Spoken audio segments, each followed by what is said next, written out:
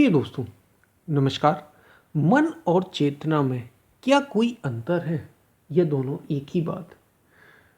इसी पर हम वीडियो में बात करेंगे। मन और चेतना यानी माइंड और कॉन्शियसनेस, इसी पर हम वीडियो में बात करेंगे। उससे पहले अगर आप चैनल पर नए हैं तो सब्सक्राइब भी करें। वीडियो को पूरा सुनेंगे तो आप इसको अधिक से अधिक इसका लाभ उठा पाएंगे, आप इसको ठीक ठीक समझ पाएंगे।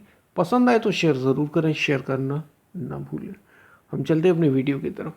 मन और चेतना यानी माइंड और कॉन्शियसनेस, इन दोनों में क्या कोई अंतर है या दोनों एक ही बात है?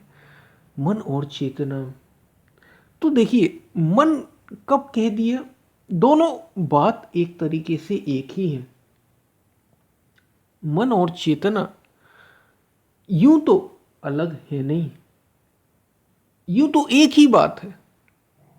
जब चेतना, लेकिन इनमें बड़ा बड़ा गहरा अंतर है। जब चेतना संसार की ओर उन्मुख हो जाए यानी प्रकृति में भटक जाए, जब चेतना यानी कॉन्शियसनेस प्रकृति में भटक जाए, माया में भटक जाए, संसार की ओर उन्मुख हो, संसार की ओर ही प्रवृत्त हो, तो वो जो चेतना है वही संतों ने कहा मन कहलाती है। यानी मन हुआ कब? मन पैदा ही कब हुआ या मन कहा ही कब गया? जब वो संसार की ओर उन्मुख हो गया तो वो मन हो गया, वो चेतना मन बन गई। और ऐसा मन जो निर्मल हो गया, जो शुद्ध हो गया, जो विशुद्ध हो गया, यानी ऐसा मन जिसको संत कबीर कह रहे हैं ना, कबीर मन निर्मल भया जैसे गंगा नीर।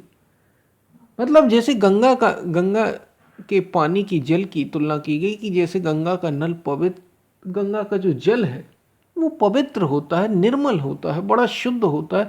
वैसा जब मन निर्मल हो जाता है तो क्या होता है? पाछे लागे हरि फिरे कहत कबीर कबीर। तो संत कबीर कह रहे हैं कि पीछे हरि घूमने लगते हैं, पीछे परमात्मा हमारे साथ हो जाते हैं एकदम। तो यही मन जब निर्मल हो जाता है तो चेतना कहलाती है। यानी चेतना वो रूप है जो विशुद्ध है, जो संसार के विकारों से अलिप्त है। चेतना में संसार के कोई विकार नहीं होते, उसको हमने चेतना कहा। इसलिए मन का विशुद्ध रूप, मन का शुद्धतम रूप ही चेतना कहलाती है। और जब चेतना यानी ऐसा मन जो परमात्मा की ओर उन्मुख हो, ऐसा मन जो परमात्मा की ओर उन्मुख हो, वो चेतना है। और ऐसी चेतना जो संसार की ओर उन्मुख हो जाए, जो संसार की, जैसे सभी मनुष्यों की, संसार में जितने भी मनुष्य प्रकृति की ओर उन्मुख है तो चेतना उनमें भी, कॉन्शियसनेस उनमें भी काम कर रही, वे भी चेतना रूप तो है ही ना, लेकिन वे संसार की ओर उन्मुख है तो वे मन वाले हैं, वे मन है, विकारों से युक्त है। तो जब चेतना विकारों से युक्त है तो वो मन है।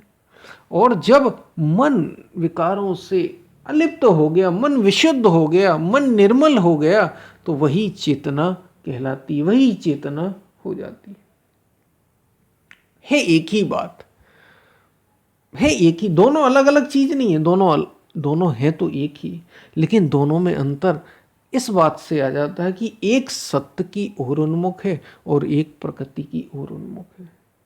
एक प्रकृति के त्रिगुणमयी प्रकृति यानी तीन, सतोगुण, रजोगुण और तमोगुण से जो बनी ये जो प्रकृति है, ये यही माया कहलाती है। तो इसकी ओर जो उन्मुख है वही मन है, उसी को मन कहा, ऐसी चेतना को मन कह दिया। और वो मन जो इस प्रकृति के पार हो गया, प्रकृति पार प्रभु सब और वासी, यानी प्रकृति से परे प्रभु परमात्मा सब जगह हर घट में व्याप्त है। तो जब ऐसा हो जाए मन ऐसा हो जाए, जो मन प्रकृति से परे हो जाए, संसार से निर्लेप हो जाए, तो वो चेतना कहलाती, वही चेतना है। विशुद्ध चेतना विशुद्ध रूप है और मन अशुद्ध रूप। तो चेतना और मन में बस यही अंतर है। चेतना और मन का मूल अंतर यही है जो हमारे संतों ने, महापुरुषों ने कहा है। उनने यही कहा कि मन और चेतना में अगर आप अंतर करना चाहते हो तो यही अंतर है, क्योंकि ये सब कहने की बातें हैं। ये मूल बात आध्यात्म की मूल बात क्या है? पता है आपको आध्यात्म की मूल बात क्या है? इनमें उलझना नहीं है आपको। आपको अनुभव करना है, उस अनुभूति को पाना है जो सत्य है, उस तक पहुंचना है। उसी के लिए ये सारी बातें। हमें जो विशुद्ध रूप है, जो स्वरूप है, निज स्वरूप है, आत्मबोध है, आत्मस्वरूप, उसके हमें वहां तक पहुंचना है, उसका साक्षात्कार करना है, आत्म साक्षात्कार करना है। बस मूल बात ये है, ये अनुभव हमें करना है। बाकी ये सारे तो प्रश्न और उत्तर ही हैं। तो ये बातें आपको समझ में आई होंगी। हम फिर मिलते हैं, तब तक के लिए धन्यवाद।